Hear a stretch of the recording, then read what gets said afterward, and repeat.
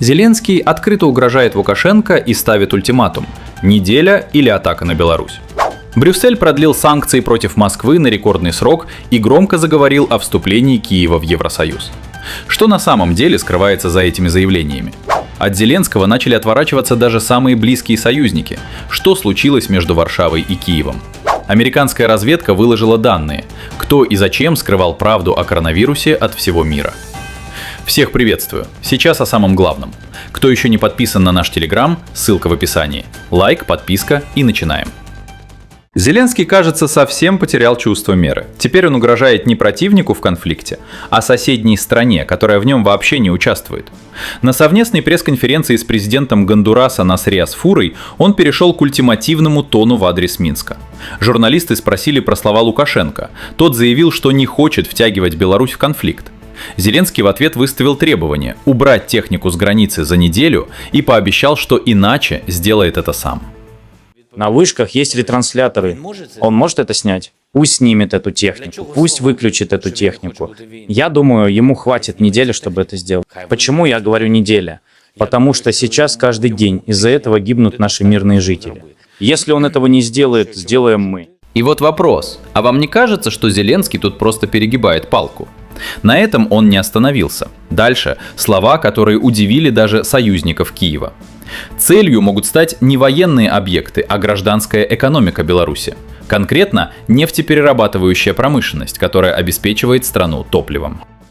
Так же, как и с его, например, нефтеперерабатывающей промышленностью. Мы делаем все, чтобы у русских не было возможности продавать нефть и, соответственно, получать дизель и бензин. Нефть для своей армии, потому что все это расходуется против нас. Он сегодня главный поставщик или один из главных поставщиков для российской армии. Именно Лукашенко, именно Беларусь. Можно это остановить. Я уверен, что в его силах это сделать. И именно он это контролирует. По сути, Киев прямо говорит: завод – законная цель. Не военная база, а гражданское предприятие, которое кормит экономику целой страны. И вот в чем проблема. Зеленский фактически грозит ударить по третьей стране, которая официально нейтральна, и сама просила не втягивать ее в конфликт. Это уже не оборона и не ответ на агрессию. Это прямая угроза суверенному государству. Эксперты считают, подобная риторика выводит ситуацию на новый уровень. Если угроза будет реализована, это станет первым прямым ударом Украины по гражданской инфраструктуре страны, не участвующей в конфликте. И последствия такого шага могут оказаться куда серьезнее любых деклараций. Ультиматум остается в силе. Неделя. Срок, который Зеленский сам себе назначил. И вот что в итоге. Либо Лукашенко убирает технику, либо Украина наносит удар по соседней стране. Что будет, если Минск не уступит, узнаем уже скоро. Брюссель снова решил показать принципиальность, даже если она бьет по карману собственных граждан. На итоговой пресс-конференции саммита лидеры Евросоюза объявили: санкции против России продлевают на год вперед. Раньше делали это раз в полгода. Мы также договорились о продлении срока действия российских санкций. И что важно, на этот раз на 12 месяцев, а не на 6. И это тоже очень сильный сигнал. Мы продолжаем работу над завершением 21-го пакета санкций. Это жесткие санкции, которые будут оказывать давление на Россию. И вот вопрос, а вы заметили, что Европа громко продлевает санкции, но молчит о том, во что они обходятся ее собственной экономике?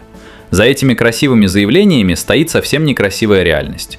Европейский бизнес теряет миллиарды от разрыва с Москвой, а рынок Европы трещит под давлением конкурентов. Поэтому Брюссель решил переключить внимание на Украину. Главным событием саммита назвали запуск переговоров о вступлении Киева в Союз. Мы только что завершили встречу, на которой Европейский Союз продвинулся в решении некоторых из наших главных приоритетных задач, которые соответствуют нашим амбициям.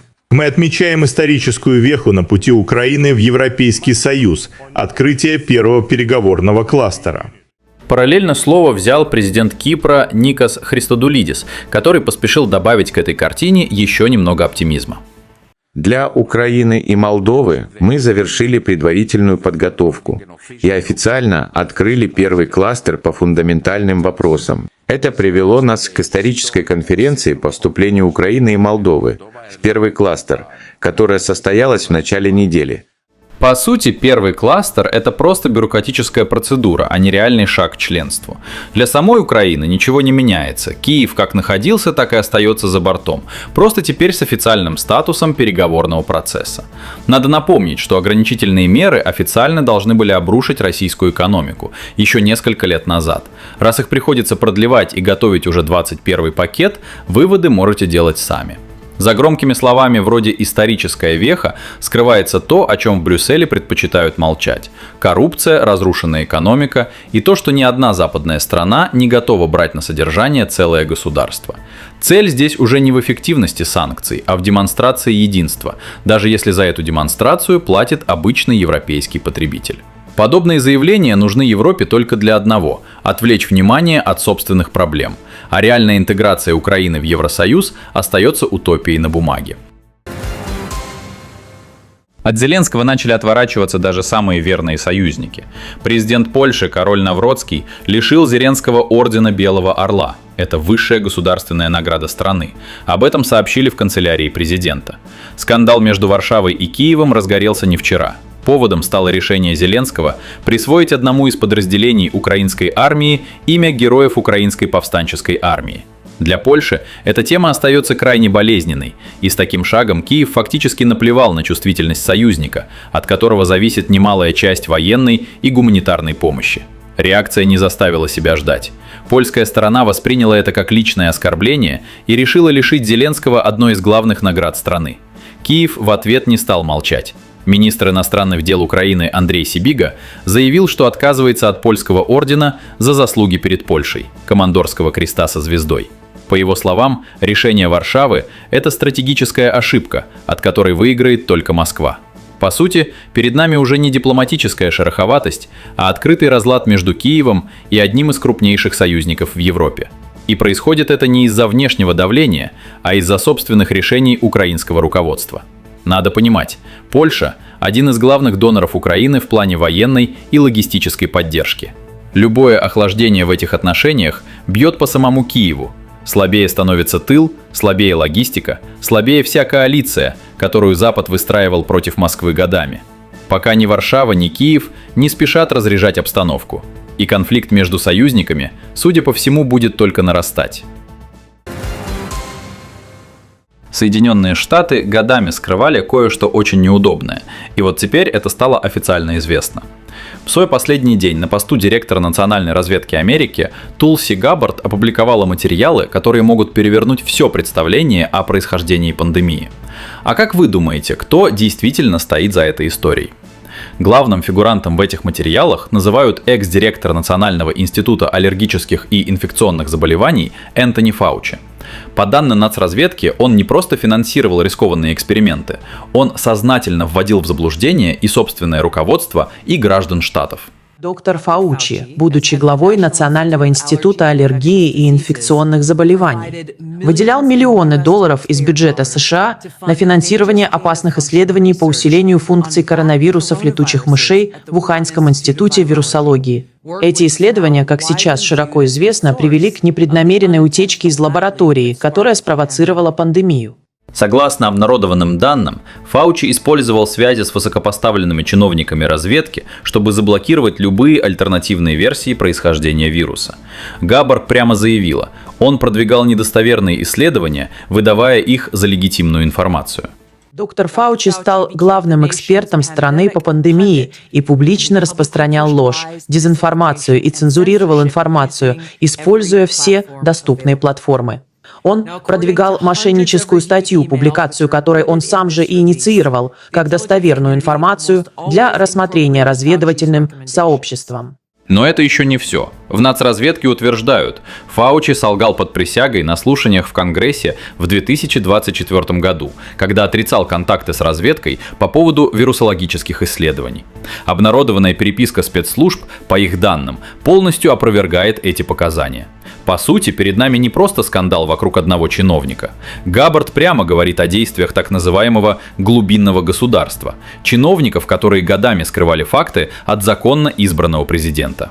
И вот в чем масштаб проблемы. Если эти данные подтвердятся, выходит, что решения, стоившие миру миллионов жизней, принимались на основе сфабрикованной информации. Пока официальной реакции от самого Фаучи не последовало.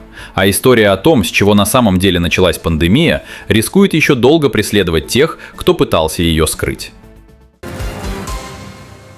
Итак, что мы имеем к этому часу? Неделя, которую Зеленский дал Минску, уже тикает, а мы ждем, как ответит на эти угрозы Лукашенко. В Брюсселе продлили санкции на год вперед, а разговоры о вступлении Украины в Евросоюз так и остаются разговорами без реальных сроков. Альянс Киева с Варшавой трещит на глазах, и если разлад продолжит нарастать, последствия почувствует именно Украина. А история с Фаучи и происхождением пандемии явно не закроется одной публикацией Габбард. Слишком много вопросов остается без ответа. Пишите в комментариях, что думаете по всей ситуации. Я читаю все. Поддержите мой канал подпиской и лайком. С вами был Медиашот. Скоро увидимся. Всем пока.